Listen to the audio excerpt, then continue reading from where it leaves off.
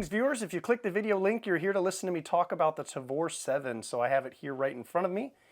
If you are not familiar, the Tavor 7 is a 308 bullpup rifle made by IWI. This particular one that I have here with me is OD green, although it is kind of splotched with black in there. I do kind of like the green and black combo. This is a 20-inch barrel on here. If you are already familiar with the X95 or the SAR 21, which I also own one of those, it's an 18-inch barrel 5.56. This is the bigger brother. They've made quite a few different improvements. So again, if you're familiar with the Tavor series of rifles, you'll kind of see some of the changes that have been made to the design and the function of the weapon. If you're not familiar with it all, I'm going to do a whole detailed review of it and all of the functions and features that are available to you. So, like I said, this is a 20-inch barrel 308 and it is a bullpup rifle. So you'll notice that this is the magazine well here behind the grip portion of the rifle, which allows the overall length of this thing to be much shorter than a standard size rifle. So I'm going to go ahead and do a little size comparison here, even though my girlfriend always tells me not to do that, but we're going to do it anyway. So this rifle right here is a 16-inch AR. And we are going to line these up with the buttstocks even. So you can see that it's not that much shorter, but it is overall, even with a 20-inch barrel on it, it is several inches shorter. So just for comparison's sake, we're going to throw on a 20-inch AR here, since it's the same actual barrel length. And we'll line these up, and you can see that there is a significant difference here with the length of the barrel in a 20-inch AR. And this is lining the buttstocks up butt to butt. The grips and trigger are actually generally in the same spot here. There's a huge difference here in the overall length of the weapon system, even though it has the same barrel length. So we talked about the barrel length. One of the big differences between this rifle and the other series of Tavor rifles is that this has an adjustable gas block on it. There are 4 settings here. This piece right here in the front with the holes in it just turns to whichever one of the settings that you're looking at. The 4 settings that are on here are normal. So as of right now, while these holes are parallel with the ground, it is in the normal position, so it's not suppressed. There's nothing going on funky with it, so we would just shoot that in the normal position. The next one is labeled with an A, and that stands for adverse. So basically, there's something going on. You're one of those guys that doesn't like to clean your gun and it's all gummed up, it's been dropped in the mud, and it's got stuff going on inside that is causing it to not function so great. So that allows a bit more gas to flow through it to kind of help throw that bolt back. You do not want to run this gun in that position because it can over time cause damage with all that extra pressure that's being thrown in there and slamming that bolt around. So again, that's just used in adverse conditions if you're having some issues. There's an S on here for suppressed. Obviously, if you're putting a suppressor on this thing, it changes the back pressure inside of the weapon, so they have that setting there to help balance those things out so that the weapon should function normally. And then last but not least, we have O for off. So I'm not sure in what situation you would want that to be used. However, it is available. It shuts the gas system off completely, and basically you end up with a bolt action style rifle where you have to charge it every single time after each round. So we'll just keep moving down the nose of the weapon here. So the handguard here is plastic. This is removable. If you are familiar with the X95 series of weapons, the little spring-loaded flaps on the side that you have to press to slide those panels off to have access to the rails is the same thing here. There is a little switch, or there's a little flappy piece you push in and you must hold it in, and this will slide off.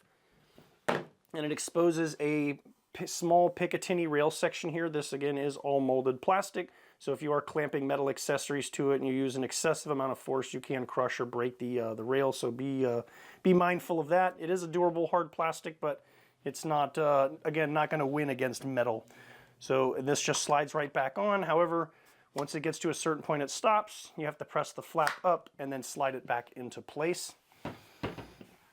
So the charging handle on this weapon is different. It's more center line, and I don't know if you can see me looking at you through the slot here. So it does go all the way through the entire weapon, and it is open. So that would allow for some debris to get inside. So the charging handle is up here. It does have a little spring-loaded latch that is used to unlock it, where it clips into the portion of the fore end here to pull to the rear. The one feature that is new on this rifle is when you get it all the way to the rear, if you shift it up, There is a little notch right here that it will lock into, and it'll actually hold the bolt. You can lock the bolt to the rear doing that. It is one-handed. And when you want to throw the bolt forward, just slap it, channel your inner MP5 operator, and send the bolt home. So the one thing that's nice about having that feature is it is a one-handed kind of bolt lock, whereas previously, and it still functions on this weapon as well, but for the other Tavor, so for like my SAR 21 Tavor, if I was in a shooting position and I wanted to lock the bolt to the rear, I would have to put one hand on the charging handle, one hand down here pressing up on this mechanism to get it to pop in and lock the bolt in place that way. Now this is a non-reciprocating charging handle. It is locked to the rear right now with the bolt hold open. So it does kind of flap around, so you can just push it forward and lock it back in place. And my bolt is held open right now. That will still work on this weapon if you are, again, already a Tavor user and you have that manual of arms memorized. It'll still do the same thing. So in order to get the bolt to go home from this position, all I do is just hit that little flap and it'll go forward. So what's nice is that, let's say I have a malfunction or a need to, again, lock my bolt to the rear and I don't have time to be fumbling my hands around and doing two different operations. I can just grab this thing, snatch it back, flip it up, and the bolt's locked open. Do whatever it is I need to do, slap it again, and it goes forward. So that's really nice to have. Another feature that I'm fairly excited about is the implementation of a index finger mag release. It is ambidextrous. There is one on each side. When I push one side, the other one does come in. Obviously, it connects to some linkage that goes back here and operates our mag release mechanism. There is no paddle or latch back here that you grab. This is the only option that you have. I will say that it is a bit stiff.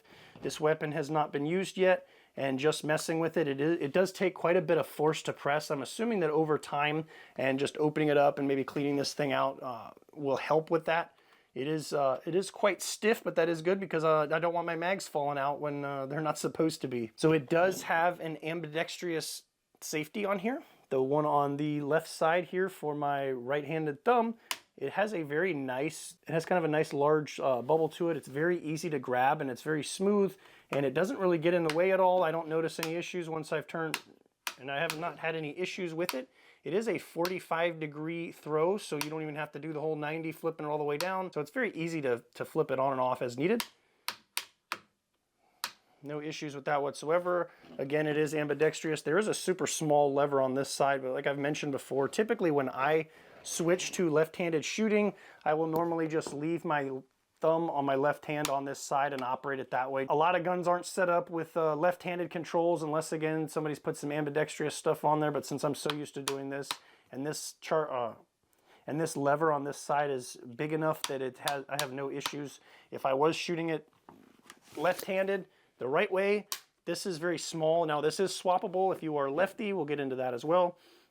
But this is actually not good on that side, but you can switch these and then put the bigger one on the side that's appropriate for you if you are a left-handed shooter. This thing is very easy to maneuver and manipulate one-handed, even though it is a chunky boy. As it sits right now, stock out of the box with just an EOTech on it and nothing else done to it.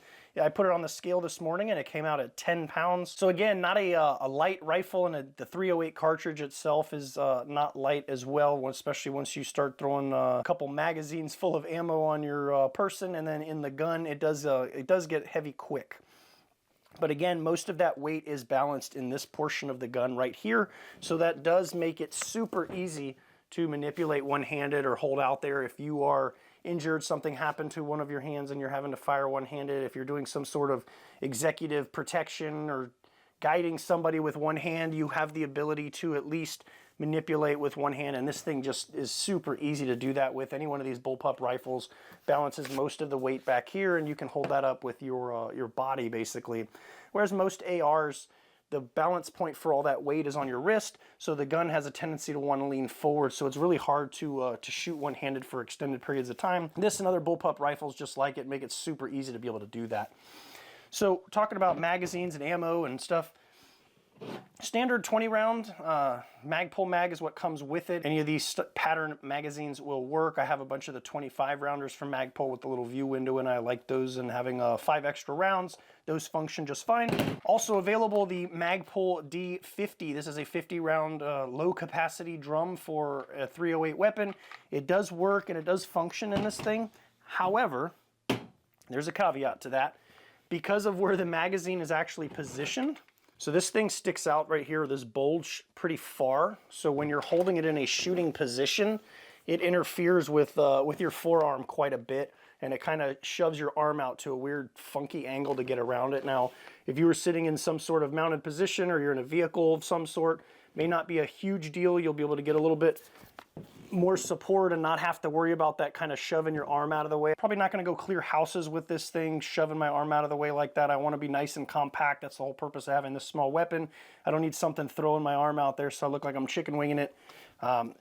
So again, it is an option, something fun to have. If this is your shit hits the fan gun and you have one of those in there to grab and go, and you save yourself one reload on first contact, fine.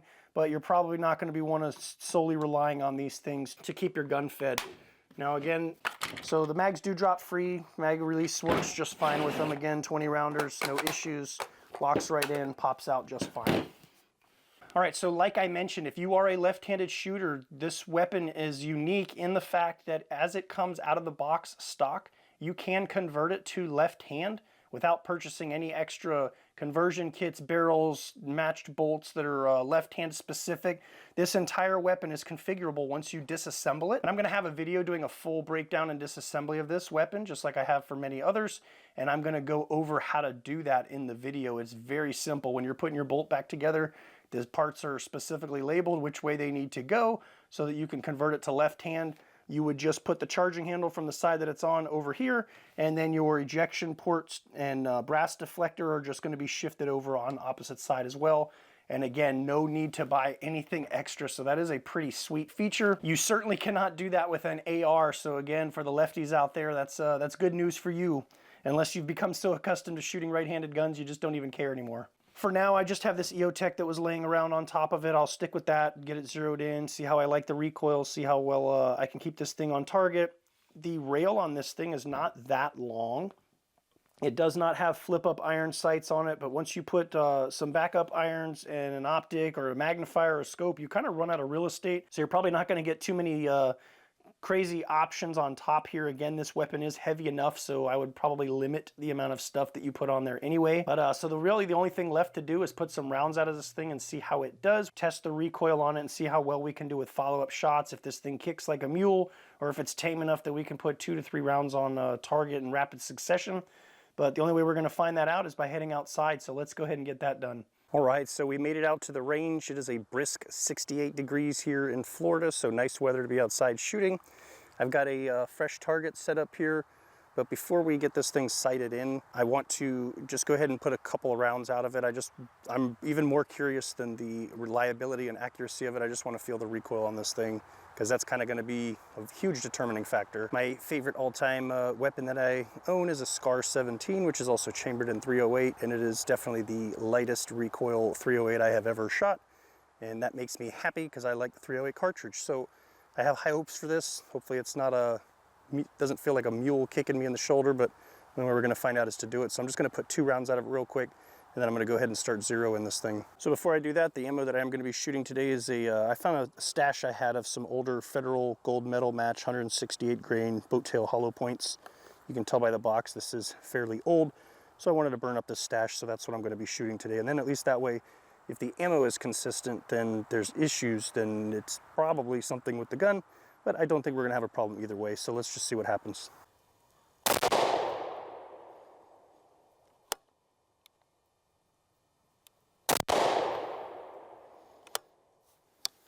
That's not too bad at all.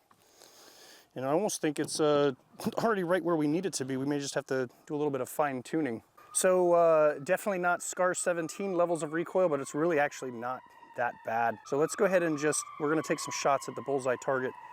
I am using the EOTech, so one little trick here, if you're not familiar with the EOTech reticle, I'll put a picture of it on the screen here. So you have the little dot in the center, And typically what I'll do is I'll zero at 50, and at 50 yards I'll put that little dot dead on the bullseye, and that's where my round should be impacting. When you move up to 7 yards, that bottom tick mark on the circle that surrounds it, if I put that dot on the bullseye, it should theoretically be dead on target. So we're going to use that as my aiming point at this distance, get that dialed in so we get our left to right and elevation set, and then that's when I move further back so I have less room for error there.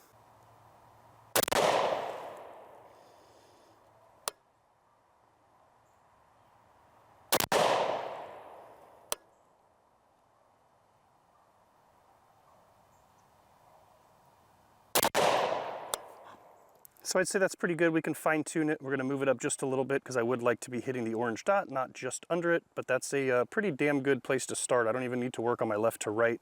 It was mounted on a weapon previously. I don't even remember how long ago. So theoretically it shouldn't be too far off anyway, but let's do some adjustments and then we'll try again.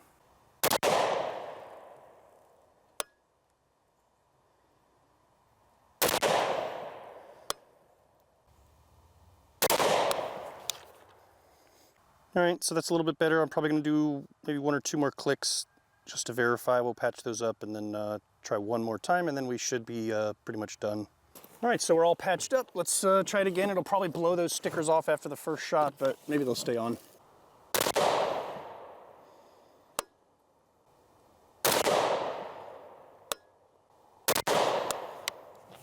Yeah, so the first shot was dead center, and then we're hitting right here next to it. We blew these stickers don't stay on very well after a couple shots, so we just opened back up what was already there. So our hits are here. I'm satisfied with that.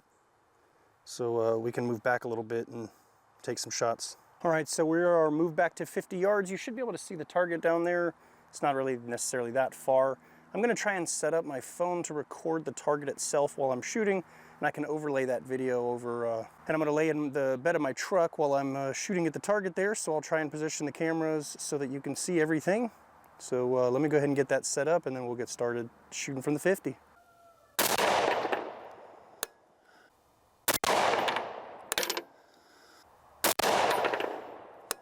Well, I would say that's shooting a little high. Obviously, it's 20-inch barrel, 308, different caliber, different ranges, different reticle. So we need to crank that thing way down.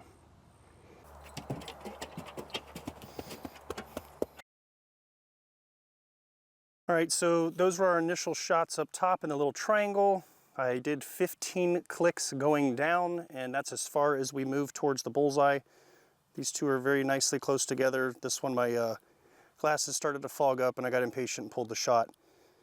So we've got a lot more clicks. If this was 15, we probably need another 15-ish more to get to where we want it. So we're gonna do that. I'm gonna leave the camera set up down here and you can just watch the shots hit the target. There's nothing really exciting seeing me laying in the bed of the truck shooting. And it'll also help me confirm which rounds were where afterwards. So let's get that set up and then we're gonna start shooting again.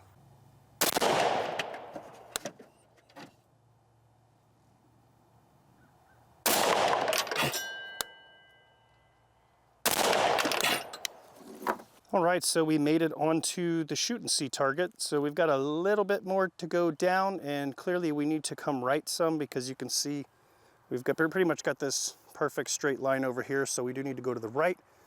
I want to get this fixed and then we'll try and kick it over some.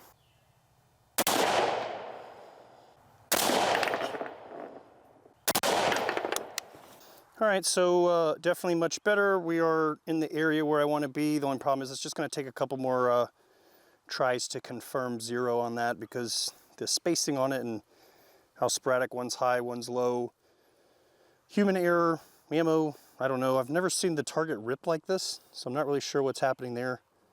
Almost looked like keyholing for a second, but I'm not so sure that's what that is.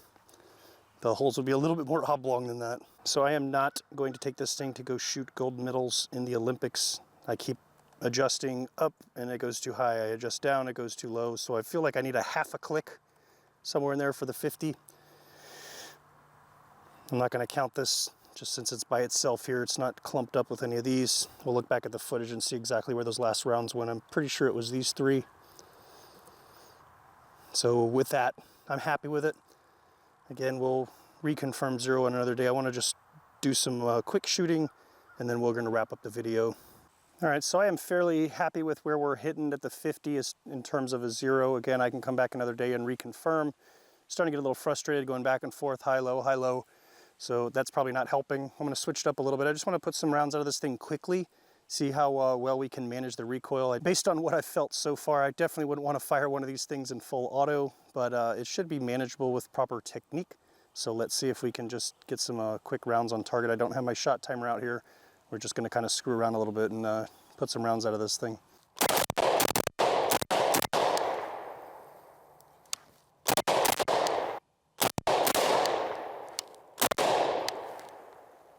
All right, so it's always a good day when you can put some rounds down range, right?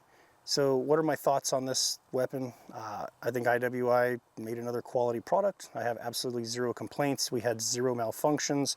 I was shooting the same ammunition all day.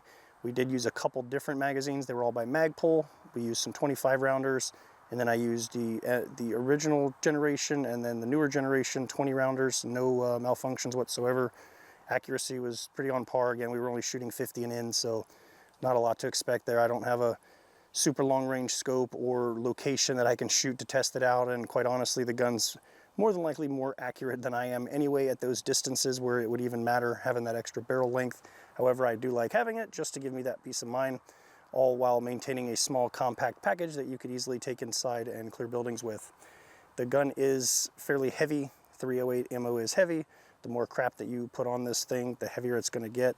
So if you're thinking this is going to be your bug out gun for shit hits the fan and you're just going to cover yourself in 308 mags and go run around the woods or city or wherever you live, I'm going to tell you, you're probably either going to need a new Fantasy or you're going to have to go to the gym a lot, because this thing will wear you out running around with it. The recoil on it is fairly substantial. It's definitely not SCAR 17 quality. The SCAR 17 is still king in terms of taming that recoil of a 308. Probably has something to do with that ginormous bolt that you could beat somebody with, but again, not too terrible. Perhaps maybe even a different muzzle device would help with that. Overall, an enjoyable gun to shoot. I felt like I actually had more recoil when I was in the prone or supported position than standing, kind of leaning into it, helping absorb some of it. It's a 308. It's going to kick. You're going to feel it. So if you're a small frame person, you're not in great physical shape, it might kick you around a little bit, but shouldn't end up with too many bruises on my shoulders from today, so it's overall not too bad.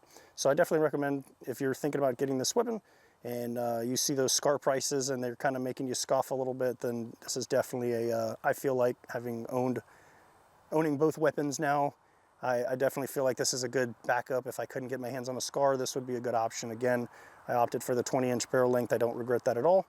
I just like having multi-purpose things, so if I want to reach out and touch somebody, I can, but also I can still clear my house with it if needed. You can avoid the ATF altogether and get a short weapon that takes advantage of the full-length barrel. Anyway, so one thing that I did not mention when we did the tabletop review, when I was going over all the features of this thing, one of the things that they included was a couple of QD mounting points, and they are identical, so exactly opposite on the other side of the weapon. There is one here towards the butt of the gun, and then there is one up here that is identical again.